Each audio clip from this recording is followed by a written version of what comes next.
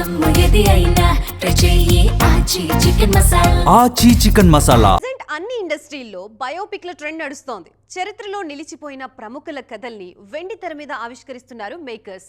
ఈ లిస్ట్ లో MS Subbalakshmi biopic కూడా చేరేందుకు రెడీ అవుతోంది.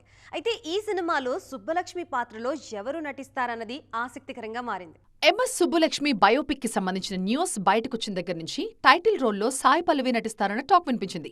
కానీ ప్రెజెంట్ రామాయణతో పాటు D55లో నటిస్తున్న సాయి పల్లవి ఇప్పట్లో బయోపిక్ కి బల్క్ డేట్స్ ఇచ్చే పరిస్థితి లేదు. అందుకే వేరే ఆప్షన్స్ గురించి ఆలోచిస్తున్నారు మేకర్స్. సాయి పల్లవి నో చెప్పడంతో ఆల్రెడీ మహానటిగా ప్రూవ్ చేసుకున్న కీర్తి సురేష్, వర్సటైల్ యాక్ట్రెస్ గా గుర్తింపు తెచ్చుకున్న నిత్యా మీనన్, కన్నడ బ్యూటీ రుక్మిణి వసంత్ లాంటి హీరోయిన్ల పేరు తెరమీదకొచ్చాయి. నిత్యా మీనన్ నటించడం ఆల్మోస్ట్ కన్ఫర్మ్ అన్న ప్రచారం కూడా జరిగింది. కానీ అఫీషియల్ అప్డేట్ మాత్రం రాలేదు. తాజాగా ఈ లిస్ట్లో రష్మిక మందన పేరాడైంది.